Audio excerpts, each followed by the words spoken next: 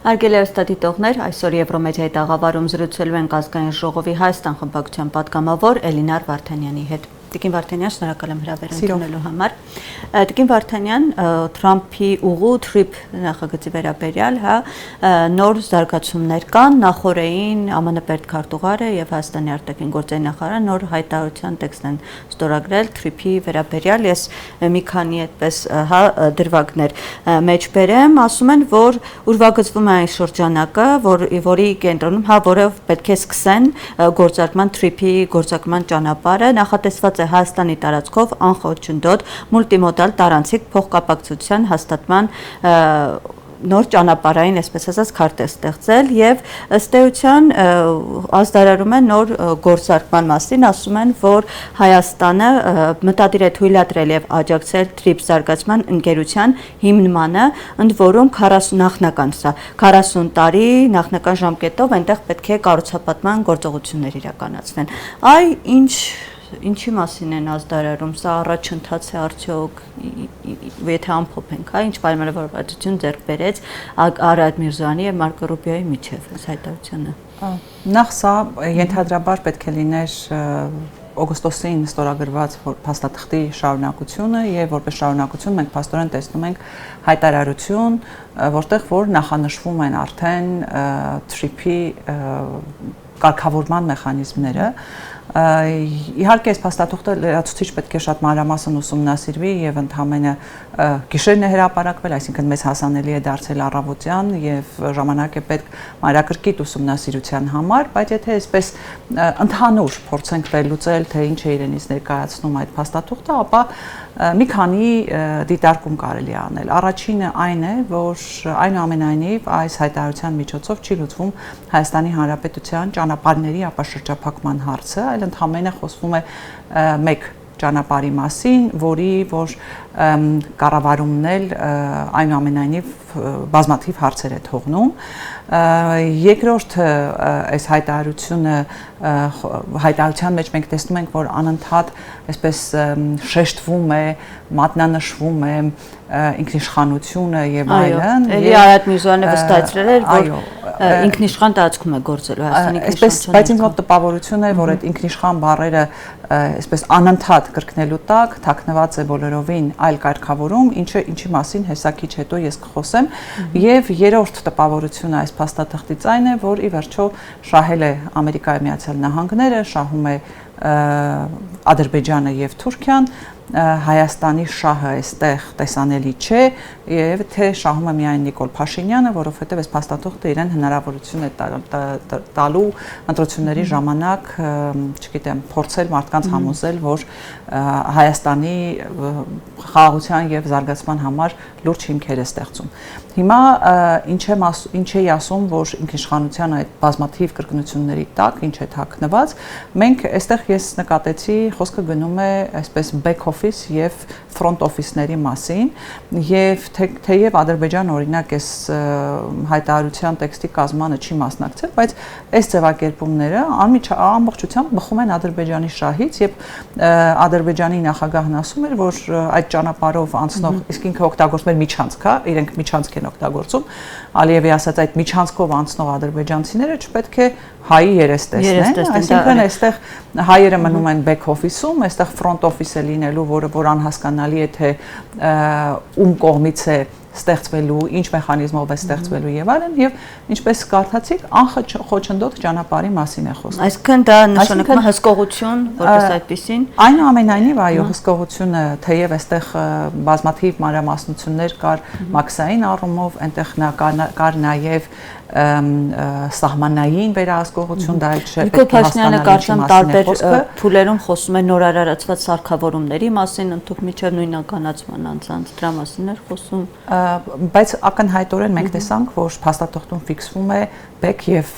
front office-ների կարգավորումը եւ եթե չեմ սխալվում, նաեւ Արադ Միրզոյանին հարց եղավ, թե արդյոք Նախիջևանով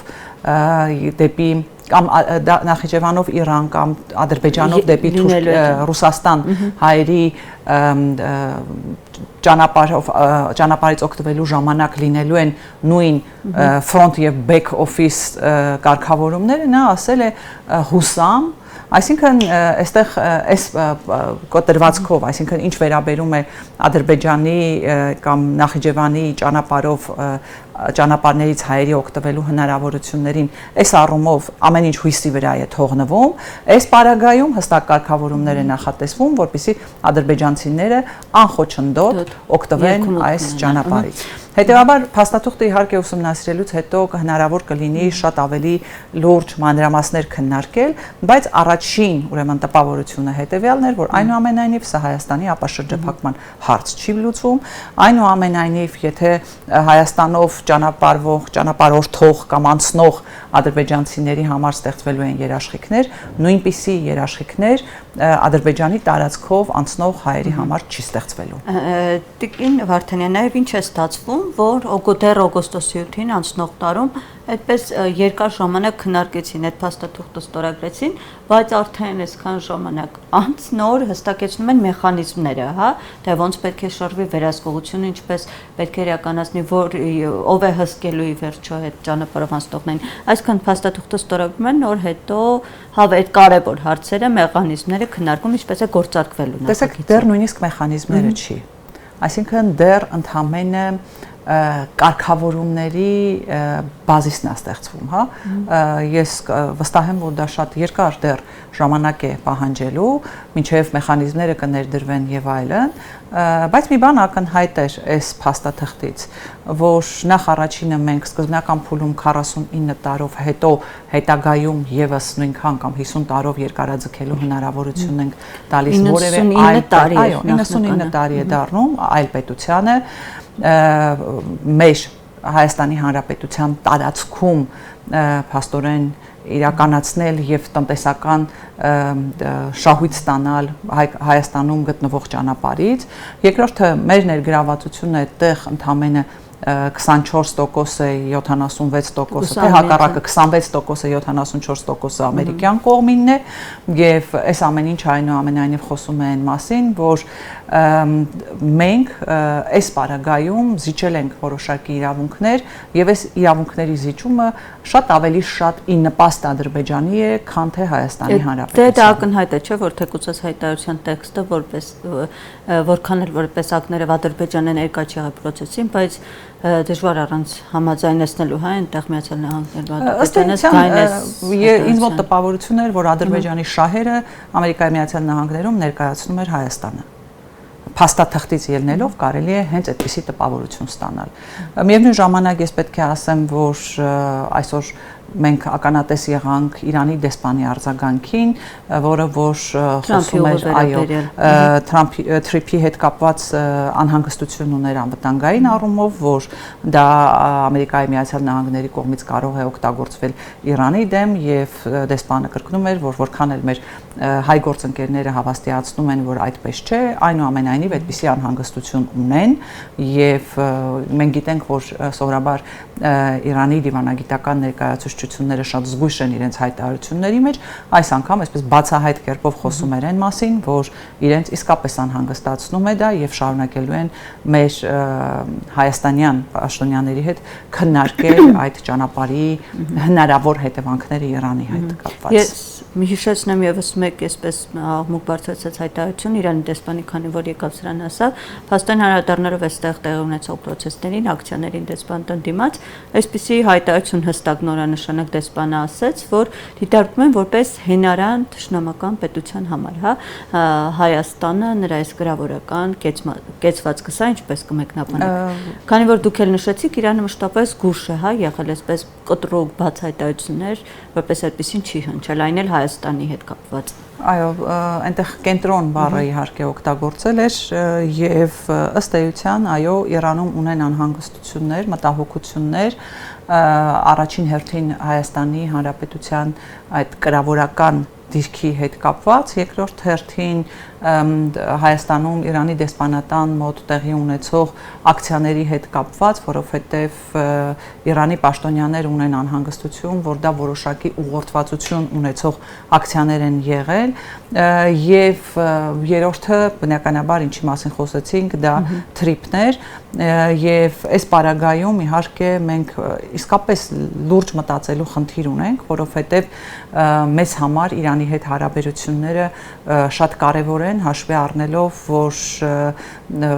մեզ սահմանակից այն երկիրն է, ում հետ ըստ էության գոնե ունենք այս պահին բարիդրացիական հարաբերություններ, ճանապարհ եւ այլն, եւ սա կորցնելու պարագայում իհարկե մենք լուրջ վտանգներ ենք ստեղծելու Հայաստանի Հանրապետության համար։ Ես կուզենայի իհարկե, որ մեր իշխանությունները այնքան adekvat լինեին, որ դեսպանի այսօրվա հայտարարությունները որպես ահազանգ ընկալեին եւ իրականում լուրջ աշխատանք տանեին այդ ուղղությամբ, բայց ես նաեւ շատ լավ գիտեմ, թե մեր իշխանությունները ինչի են ունակ եւ այս առումով ես կարծում եմ, որ մեր իշխանությունների կողմից ոչ պատշաճ գործողություններ կլինեն, ոչ էլ պատշաճ եզրահանգումներ կլինեն այս առումով։ Որքանով հասցրեցի հետևեմ, մինչ այս պահը հասցրել են որպես այդպիսին մեկնաբանություն վերցնել Արմենից Գրիգորյան, Անվտանգության խորհրդի որևէ մեկնաբանություն չի տեսել եւ դա այսպես հերթական անգամ, այո, ապացուցում է իմ մտահոգությունը, որ այս իշխանությունները adekvat դիրքորոշում հայտնելու եւ adekvat եզրակացություններ անելու ընդունակություն պարզապես չունեն։ Որևէ բան սпасել այս իշխանություններից նշանակում է ինքներս մեզ խաբել։ Տիկին Վարդանյան, իսկ այս իրավիճակը առհասարակ մենք տեսնում ենք, որ փաստացի այս պահին Հայաստանը նոր դաշնակիցներ, նոր հարաբերություններ ձեռք բերելու փոխարեն, հա, այսպես սրում է, վատ թարացնում է հարաբերություններ այն երկրների հետ, որոնց հետ տարածաշրջանում մշտապես կայուն, հա, բարիդրացիական, առևտրային, մշակութային տարբեր ոլորտներում կապեր են ունեցել, խոսքը նույն Իրանի, Ռուսաստանի վերաբերել է սա արտաքին քաղաքական սխալ հաշվարկի, թե մտադրված ինչ-որ քայլերի հետևանք է այս իրավիճակը։ Իմ գնահատմամբ պարզապես իշխանությունները ընկել են մի հորձանուտի մեջ, իրենց ուրեմն սխալ եւ ինչու՞ չէ նաեւ դիտավորյալ գործողությունների արդյունքում եւ արդյունքում իհարկե դժվարելու է ոչ թե իշխանությունը, այլ պետությունը եւ Իրանի դեսպանի անհանգստությունը, որ Հայաստանը դառնում է որոշակի խժդժությունների կենտրոն, հենց այդպիսի սպառնալիք էլ հենց ստեղծվում է Հայաստանի համար։ Մեծ է անհանգստությունը, որ այս տարածաշրջանում Հայաստանը դառնալու է տարբեր ուրեմն հակասությունների կենտրոն եւ այստեղից վստահաբար մենք որպես շահող դուրս չենք գալու։ Ինչ վերաբերում է երկար ժամանակ ունեցող դաշնակիցների հետ հարաբերությունները փչացնելուն, այնպես չի է, որ մենք նոր դաշնակիցներ էլ իսկապես լուրջ նոր դաշնակիցներ ենք ձեռք բերել։ Այս պահին պարզապես Հայաստանը ձեռք է տալիս արևմտյան որոշակի պետություններին իրենց շահերը ներկայացնելու համար, ինչը շատ նորմալ է իրանց տեսակետից, այո, եւ իրենք օգտագործում են Հայաստանը։ Վաղը եթե պետք չլինի, իրենք մեզ որպես դաշնակից չեն էլ դիտարկելու։ Այ խնդիրը դրանումն է կայանում։ Տիկին Վարդանյան, այս իշխանություններին շատ են, հա, այսպես որակում որպես արևմտամետ դիրքավորված արևմուտքի աջակցությունը վայելող, դա իսկապես այդպես է, թե պարզապես այդպես շղարշ է, որը ձևավորվել է։ Ես ավելի շատ կձևակերպեի հետևյալ կերպ, այսօրվա իշխանությունները արևմուտքի կողմից շատ լավ օգտագործվող իշխանություններ են։ Եվ այս առումով գիտեք, այդ արևմտամետություն եւ այլն, այդ ամեն ինչը շղարշ է, պարզապես այս իշխանությունները ելնելով իրենց շահերից թույլ են տալիս, որպեսզի իրենց այս պահին օգտագործեն, ակնկալելով, որ դա հնարավորություն կստեղծի իրենց համար վերարտադրվելու եւ պահելու իրենց իշխանությունը, բայց որևէ պահի, երբ որ այլևս, չգիտեմ, արևմուտքի շահերից չբխի Հայաստանի Հանրապետության եւ իշխանությունների հետ փոխգործակցությունը, իրենց այսպես կոպիտ ասած դեն են նետելու, մի կողմ են շպրտելու։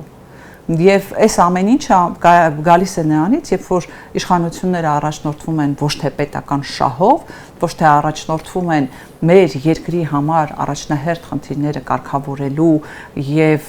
ուրեմն պետական ու ազգային շահը առաջ տանելու այսպես ճանապարհով, այլ պարզապես թույլ են տալիս, որպեսզի մեր տարածաշրջանը եւ մեր տարածաշրջանում մեր երկիրը դառնա պարզապես մի կենտրոն, որը կարելի է օգտագործել այլ պետությունների շահերը ներկայացնելու եւ իրականացնելու համար։ Մենք այս պահին դարձել ենք մի կենտրոն, որտեղ Թուրքիան է իր շահերից բխող գործողություններ անում, Ադրբեջանն է իր շահերից բխող գործողություններ անում, հավաքական արևմուտքն է դա անում, որովհետեւ այս պահին ամենահարմարը երևի թե մեր իշխանություններն են։ Տիկին Վարդանյան, խոսենք նաեւ եկեղեցու շուրջ կատարվող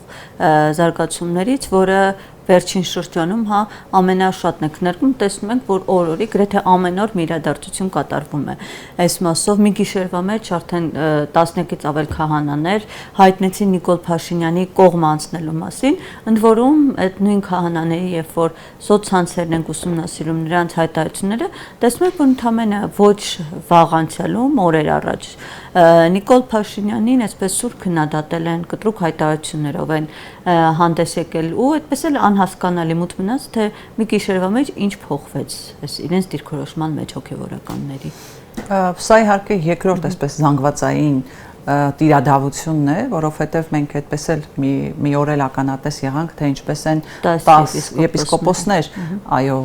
հանդես եկել հայտարարությամբ, ընդ որում այդ եպիսկոպոսներից ոմանց ես ինքս ճանաչում եմ եւ հիշում եմ նաեւ իրենց հետ շփումների ժամանակ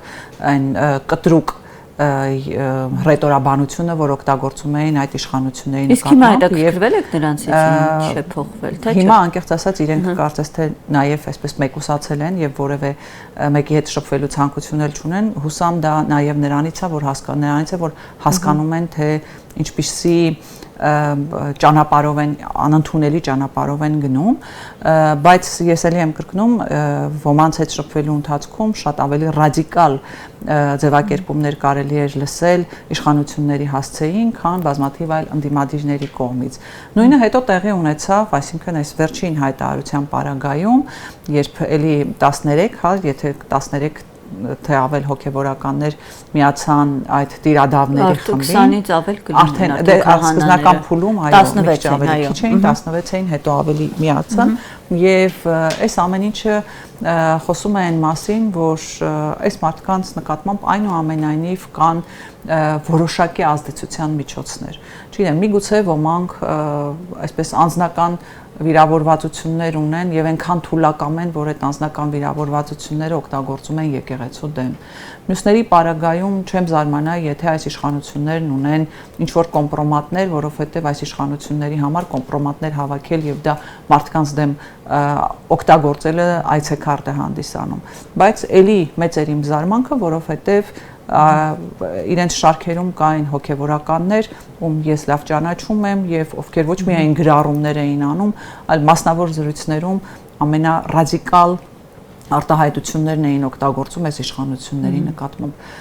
Ցավոք սրտի ես անկեղծ ասած այս մարդկանց նույնիսկ այսպես չեմ էլ ուզում քննադատեմ, ես ուզում եմ իրենց խղճալ։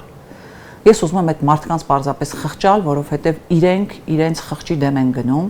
իրենք գնում են եկեղեցու դեմ, իրենք գնում են Աստծո դեմ եւ այս պարագայում այլ բան չի մնում, քան ուրեմն այդ մարդկանց խղճալ, որ այնքան թուլակամ են գտնվել, որ թույլ են տվել, որ մի կողմից իրենց անձնական վերաբերմունքը գլուխ բարձրացնի, անձնական վիրավորվածությունները գլուխ բարձրացնեն, մյուս կողմից էլ թույլ են տալիս, որ այս իշխանությունները իրենց օգտագործեն իրենց նպատակներով, որը ըստ էության եկեղեցին քանդելուն է տանում։ Այո, այս իշխանությունների գործողությունները բացառապես եկեղեցին քանդելու ուղղությամբ են եւ որևէ մեկը չփորձվի մեղադրի մեզ կամ չփորձվի մեզ քննադատել են բանի համար, որ մենք մատնանշում ենք, որ այս իշխանությունների գործողությունը այո եկեղեցին քանդելու։ Տիկին Վարդանյան, այդ որպես շարունակություն ոչ թե քննադատում են մատնանշելու համար, այլ հենց քննադատում են նրա համար հասարակությունը, որ մատնանշում ընդդիմությունը անցնում է առաջ, բայց լուծում որպես հակազդեցություն չի տալիս այդ ամենին։ Ես կարծում եմ կկրկնեմ երևի թե ընդդիմության են հայտարարությունները, կոնկրետ եկեղեցու վերաբերյալ ընդդիմությունը պատրաստ է գնալ ցանկացած գործողության, որը համաձայնեցված կլինի կաթողիկոսի հետ, որովհետև մենք տեսնում ենք, որ այս պարագայում կաթողիկոսը շատ հանգիստ եւ հավասարակշռված դիմադիրներից փորձել են կաթողիկոսի հետ առանձին հանդիպել, հասկանալ ինչ քայլեր պետք է արվի։ Վստահ եմ, որ այդպիսի հանդիպումներ եղած կլինեն եւ ես նաեւ վստահ եմ, որ ցանկացած ընդդիմադիր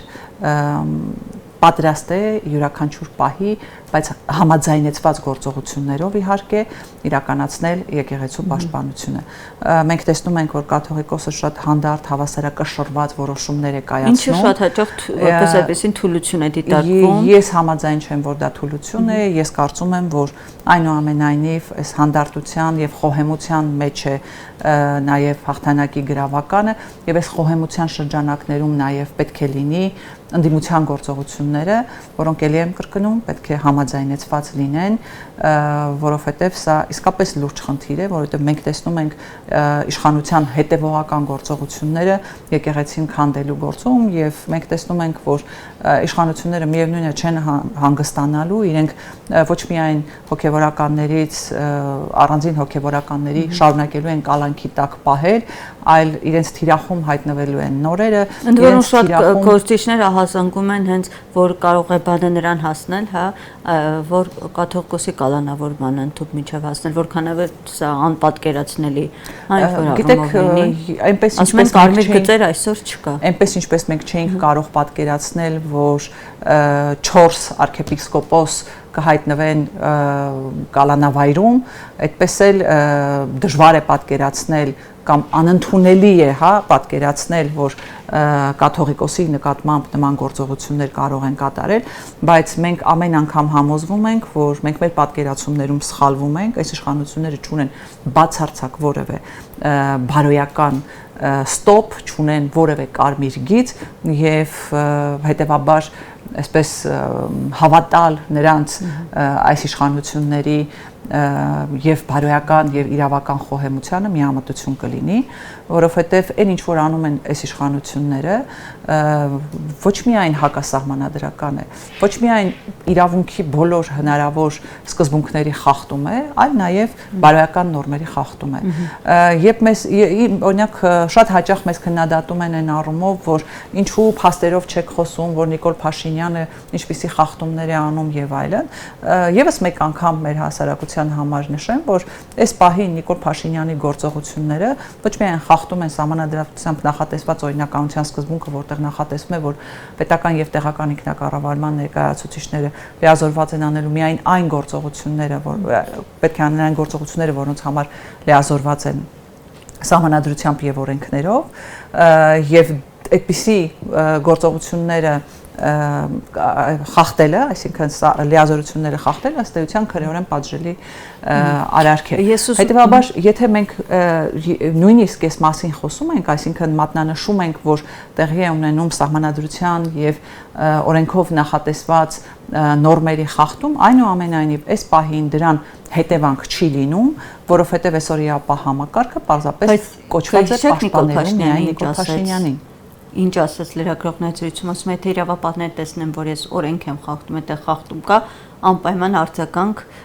կլինի ու բացի այդ այսպես էլ ասած, այս որտեղ է սահմանված իմ լիազորությունների շրջանակով է ասել։ Գիտեք, պետք է կամ այստեղ ասուլիստամ, այդպես ինչ որ այն որ Նիկոլ Փաշինյանը չի կարդացել օրենքները եւ իրավական ակտերը եւ չգիտի իր լիազորությունները, դեռևս չի նշանակում, որ այդ լիազորությունները սահմանված չեն։ Օրինակ ես խորհուրդ կտայի վարչապետի խորհրդականներին տանել այն հոդվածները իրեն մատնանշել, որտեղ որ նախատեսվում է վարչապետի լիազորությունը հանրության հետ կապի միջոցով տեղյակ պահել կառավարության գործունեության մասին։ Այսինքն այդ լիազորությունները սահմանված են, թող էլի հերթական մանիպուլյացիաները չիրականացնի եւ այն որ ինքը անտեղյակ է, որ ինքը չի տիրապետում իր լիազորություններին, ամենևին չի նշանակում, որ դրանք չկան։ Ինչ վերաբերում է իրավապահ մարմինների գործողություններին, գիտեք ինչպես կարող է իր օգնական եղած անձը, որը հիմա գլխավոր դատախազը եւ շարունակում է մնալ իր օգնականը տեսականորեն, այսինքն այդ մարդը օգնականի կարգավիճակից դուրս չի եկել, ինչպես նախկինում օգնական եղել էր, այնպես էլ գլխավոր դատախազ եղած ժամանակ է շարունակում մնալ օգնական, ինչպես է նա, օրինակ, Փաշինյանի նկատմամբ քրեական գործ հարուցելու կամ իրավական գնահատականներ տալու։ Այ բոլորովին վերջերս էլի այս եկեղեցու ասպատակությունների հետ կապված մենք ականատես եղանք, թե ինչպես էր կոմունալ վարչության աշխատողը հենց հիվանդանոցից դուրս եկել եւ իրեն բերել էին, որ մասնակցեր այդ միջոցառմանը, սա հետ կապված հաղորդում է տրվել իրավապահներին։ Եթե որևէ մեկը կտեսնի, որ իրավապահները հստակ արձագանք կտան եւ իրավական գործընթաց կսկսեն, թող նոր դրանից հետո փորձեն իրավապահ համակարգի հետ ինչ որ ակնկալիքներ ունենալ։ Ոչ իհարկե, ես վստահ եմ, որ այդ դեպքով որևէ իրավական զարգացում տեղի չի ունենալու, այնպես ինչպես այսօրվա իրավապահ համակարգի պարագայում որևէ զարգացում չի տեղի չի ունենալու Նիկոլ Փաշինյանի գործողությունների հետ կապված։ Բայց այն, որ իր գործողությունները հակասահմանադրական են եւ հակաիրավական են եւ խախտում են սահմանադրության եկեղեցու անջատ լինելու դրույթը եւ խախտում են Հայաստանի Հանրապետության եւ առաքելական եկեղեցու հարաբերությունների վերաբերյալ օրենքը, որտեղ որ խոսվում է եկեղեցու ինքնավարությանը եւ այդ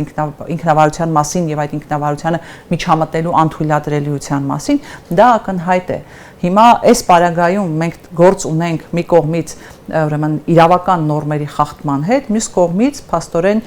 իրավապահ համակարգի անգործության հետ, որը կշարունակվի, քանի դեռ իշխանության այս մարդն է եւ քանի դեռ իշխանության իր խմբակն է։ Որևէ պահի երբ իշխանությունը կփոփոխվի, եկեղեցու նկատմամբ իրականացվող հակաիրավական գործողությունների համար բնականաբար պատասխան են տալու։ Ինչպես նաև պատասխան են տալու այն բոլոր հակաիրավական գործողությունների համար եւ հակաժողովրդավարական գործողությունների համար, որ այս տարիների ընթացքում իրականացրել են։ Եվ արդեն վերջում որպես ամփոփում Տիկին Վարդանյան, քանի որ ընտրությունները սարերի հետևում չեն, խորհրդանական արդեն տարբեր ուժեր հայտարարում են մասնակցության ձևաչափի մասին, իրենց ինչ ֆորմատով են մասնակցելու, ինչ օրակարգով, դուք ձեզ տեսնում եք հաջորդ խորհրդարանում, ինչպես եք պատկերացնում առհասարակ ընտրությունները, եւ հետաքրքիր է, որ այսօր օրինակ ընդդիմադիրներին մեղադրում են ոչ թե պայքարելու, այլ պարզապես ընտրություններին մասնակցելու եւ իրենց, այսպես ասած, իրենց ամեն ջանք գործադրելու, որ խորհրդարանում տեղ զբաղեցնելու, այսինքն միայն դրան են ուղղված ընդդիմության ջանքերը։ Սրա վերաբերյալ ինչ կասեք։ Ես կարծում եմ ընդդիմության հասցեին այդ մեղադրանքները տեղին չեն, որովհետև ընդդիմությունը պետք է գնա ընտրություններին բացառապես այս իշխանությանը հեռացնելու եւ իշխանություն ձևավորելու օրակարգով, որովհետև եթե կան ընդդիմադիր ուժեր, որոնց նպատակը պարզապես գալիք ազգային ժողովում որպես ընդդիմություն մանդատներ ունենալն է, ապա ես կարծում եմ, որ սա ամենալուրջ վնասն է, որ իրենք կարող են հասցնել Հայաստանի Հանրապետությանը, հասցնել մեր պետությանը, այսինքն ընդդիմադիր ուժերը պետք է գնան ընտրության բացառապես իշխանություն ստանալու եւ իշխանություն ձևավորելու ակնկալիքով։ Եվ գիտեք, այս պահին ըստ էության այս իշխանություններից ազատվելու հիմնական ճանապարհը մնում է ընտրությունները, որովհետեւ ընտրությունները սարերի ետևում չեն եւ այդ ճանապարհով է, որ պետք է ընդդիմադիր ուժերը փորձեն հեռացնել իշխանություններին։ Ակնկալել, որ այս իշխանությունները այսպես հանգիստ կգնան եւ ընտրությունների արդյունքում կզիջեն իշխանությունը, միամտություն կլինի եւ հետեւաբար ընդդիմությունը նաեւ այդ սցենարին պետք է պատրաստ լինել, որովհետեւ ես կարծում եմ, որ այսօրվա իշխանությունները օգտագործելու են բոլոր հնարավոր միջոցները եւ նախընտրական եւ հետընտրական process-ների, այսինքն այդ բոլոր սցենարներին պետք է ընդդիմությունը պատրաստ լինի։ Ինչ վերաբերում է անձամբ ինձ, ապա ես պայքարել եմ եւ շարունակելու եմ պայքարել այս իշխանության դեմ, չեմ կարող այս պահին այսպես առաջ ընկնելով ինչ որ բան ասել, բայց վստահեցնում եմ, որ ամեն ինչ անելու եմ, անկախ նրանից թե ինչ ֆորմատով կլինի, որ այս իշխանությունները օր առաջ հեռանան։ Բայց մտածեք մասնակցել ընտրություններին։ Իմ ուժերից կախված ամեն ինչ անելու եմ, որպեսզի այս իշխանությունները հեռանան։ Մնացածի մասին երևի թե ընտրություններին ավելի մոտ կարելի է խոսել։ Ձեր շնորհակալ եմ զրույցի համար։ Ես եմ շնորհակալ։ Հարգելի դիտողներ, ես հիշեցնեմ, որ մենք զրուցում ենք ազգային ժողովի պատգամավոր Էլինար Վարդանյանի հետ։ Շնորհակալ եմ եթերին հետևելու համար, կհանդիպենք։